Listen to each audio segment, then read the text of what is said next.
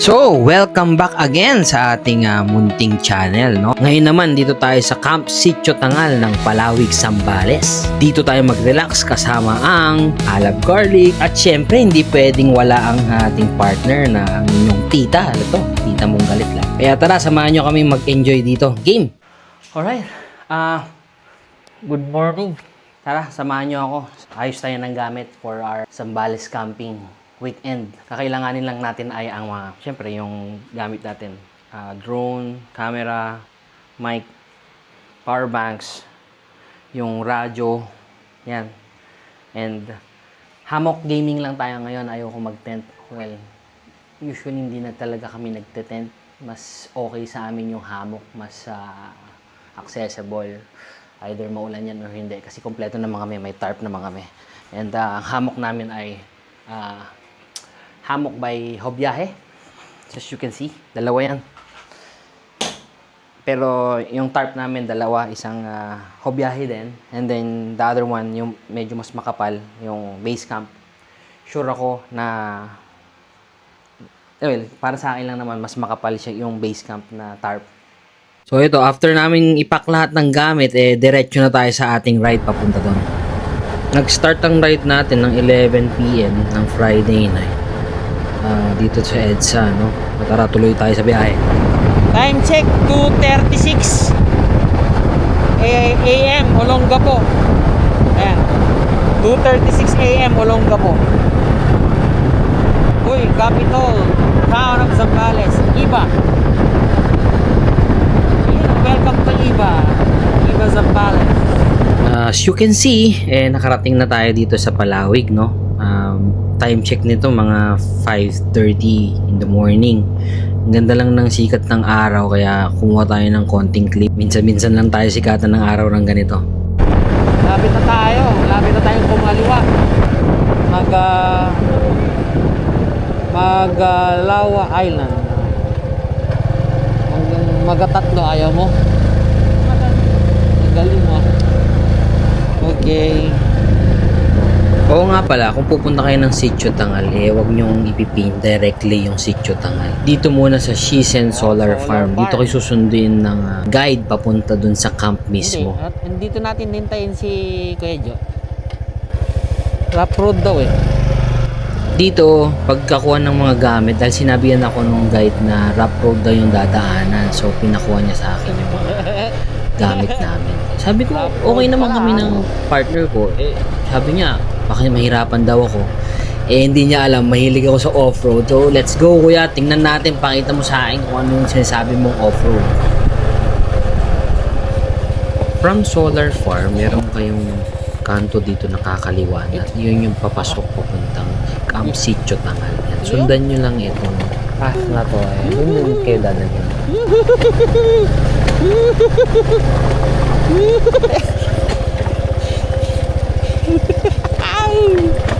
Uy, puta pababa. Hindi mo sinabi.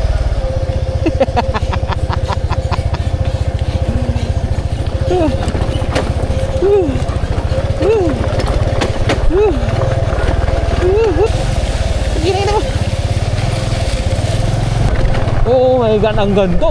Grabe naman yun. Kita mo yun, may mga alon. Guys, Sitio Tangal. Tanggal, antok talaga nito.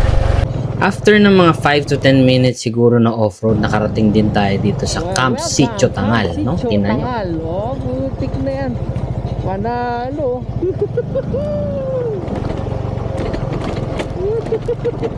Well, yung daan ay hindi naman para sa lahat. Sadyang nag-enjoy lang ako sa daan, okay? Kaya pag-isipan nyo kung kayo ay may dalang sedan or motor, whatever. Depende sa trip nyo. So, dito nag-register lang kami tapos diretso na kami sa hammock setup spot. So, nakarating na kami dito sa Sitio Tangal. Pakaganda dito. Setup muna kami ng hammock namin. Tapos, tulog muna. Tapos, banat mamaya. Sa pag-setup ng tarp guys, please, huwag kayong tatamarin kung ayaw nyo magaya sa amin. Malalaman nyo mamaya kung bakit. Siyempre, after namin mag-set ng hammock, tamang sightseeing muna dito sa gilid ng dagat. Tamang relax, mahangin, konting alon, di ba? Nang biglang may dumating na isang pamilya. Biniro kasi Yo. namin last night kung Tapos susunod kapig sila ulit, dahil sila yung yo. nagsuggest sa At amin may na puntahan trunk tong Sitio Tangal. Kung gusto nila sumunod, sige go. Dali mo. Kalahin mo bandang alas 9 ng umaga, biglang may gumising Wala sa amin. naman. Tanginang yan sumunod. Amazing, tinan mo. Nakaligo na ako. 20 lang kuya. Ang ganda pala dito. Pwede pa. Atras pa to. 20 lang to kuya. Okay, let's all welcome yung family ni Junie. Mga biglaan. After makapag-settle ng Bye, family, Macy! start na kami sa aming pagluluto for lunch.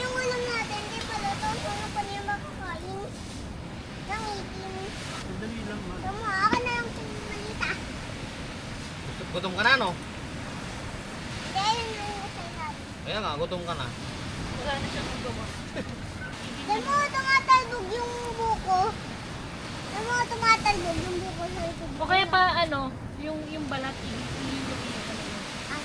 Oy, maulog ko. Yan. Oo naman yan. Yan. Ay, ang ano ah. Utot mo na ako.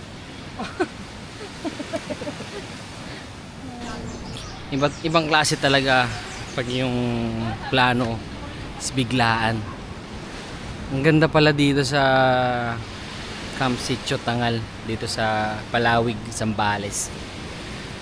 Payapa, ang daming pwedeng sabitan. Tapos for me kasi ang lagi kong hahanap ngayon, alam niyo naman ang hanap ko lagi is yung pwede na yung hammock dahil ayoko nang mag-tent para sa akin kasi parang ang dull pag nagte-tent. Depende naman yan, trip yan, pero sa akin kasi more on hammock na tayo ngayon. Babalik ako dito, magsaset tayo ng camping dito for 4 days at sure ako. Tandaan nyo yan, markahan nyo na. Moto camping to malala. Teka yan. Ano pag sabi mo kanina hindi ka na magsiswimming.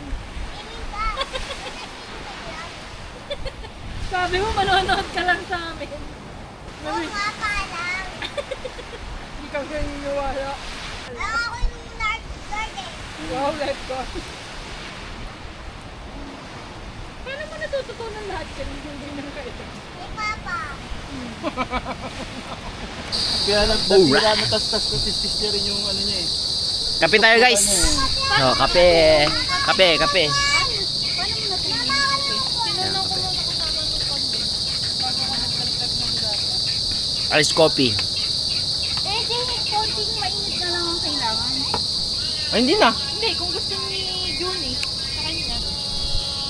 Tapos mamaya, malapit na tayo mag sunset viewing. Ano?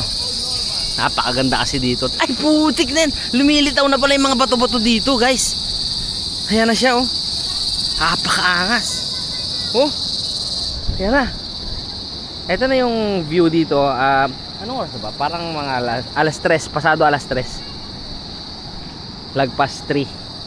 As you can see, pwede na mag snorkeling. Sige, try mo mag-snorkeling sa mabato hayop na Try yan. natin. Oh. Snorkeling tayo. At syempre, hindi yun natuloy dahil dito na tayo. Tamang lakad-lakad lang kasi ang ginawa natin dito sa tabing dagat. Madali na siyang lakarin hanggang doon sa may dulo, no? Medyo may kalayuan na bago ulit palalim. Yan, tignan nyo naman. Napakaganda, di ba? Relax. Tamang palipad lang ng drone, ikot dito, post dito, picture dito, tamang kuha ng mga shells, crabs. Pero ingat lang kayo guys, may mga napapansin kami dito ng mga parang ano yung mga matutulis, yung nakakalagnat. Anong tawag nga doon? Sea urchin, yun. Ingat-ingat lang. Ayan, so enjoy lang muna natin ang aerial shot ng Camp Sitio Tangal ng Palawig, Zambales.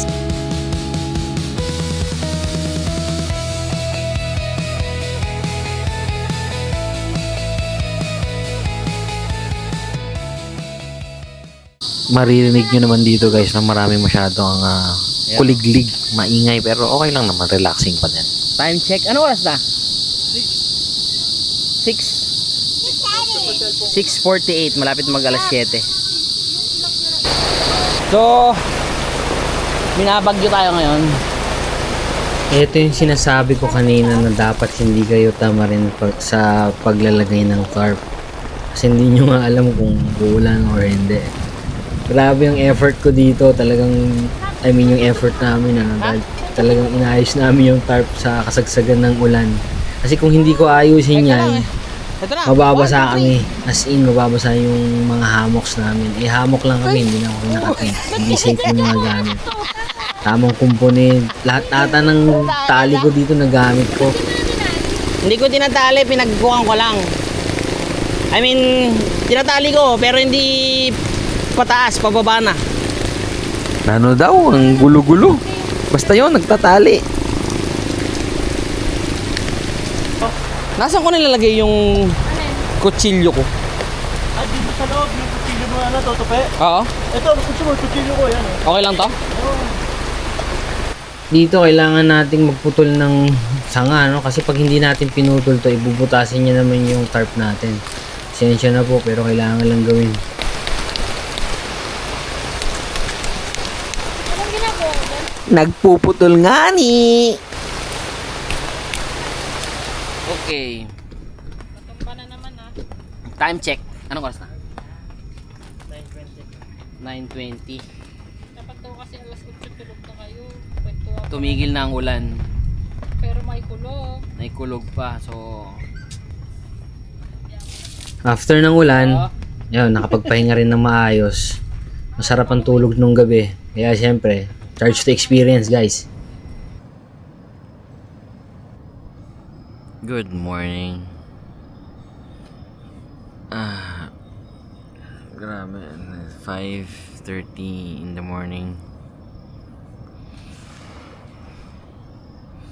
Nakatulog naman kami maayos. Ang ganda ng tulog, malamig.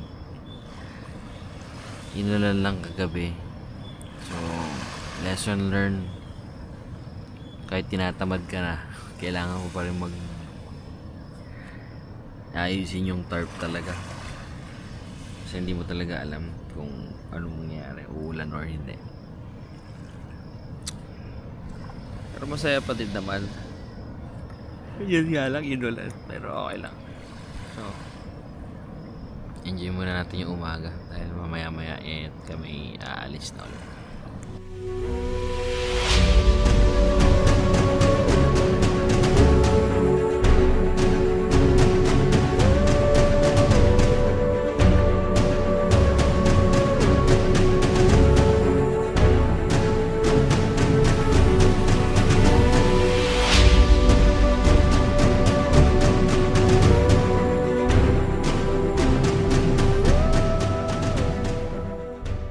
Ang tagal Yo. din eh. Kain na tayo. Oy, galing ah. Oh. Perfect na. Perfect. Perfect yung kain. Ano pa? Mama, paano ng lasa? Wala pa nga, natikman mo na. Huling-huli naman sa video to. Oo. Itim? Yun, so after ng late breakfast namin, nag-impake na kami lahat, nag-prepare na. Tapos, alis na kami. Dahil malayo-layo pa ang Zambales sa Manila, no? Kasama nga pala namin dito si Ram, hindi ko siya na-introduce kanina. Ang kaibigan namin na lokal ng Zambales, taga Botolan ito. Pwede nyo i-check yung page niya, no? Ito siya, ito. Ito yung page niya. Ka-ride. Yay! Magka-ride. So, after namin magpaalam dito sa registration area, diretso na kami pauwi. Let's go!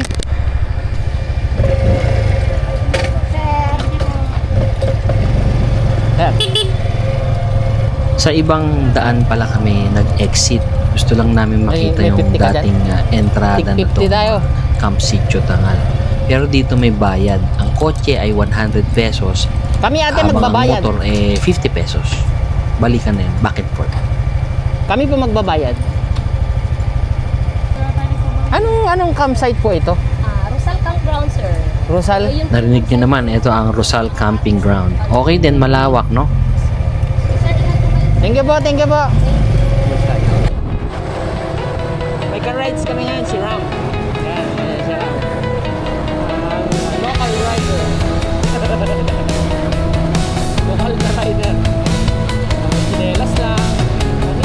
At dito ko na nga tatapusin itong vlog na to at gusto ko lang magpasalamat sa aking mga nakasama, family ni Juni at si Roms Graphy. Oh. Ganda ng pangalan ng page niya. Maraming salamat sa inyo ha. Please follow for more. Till our next video. Salamat! Peace!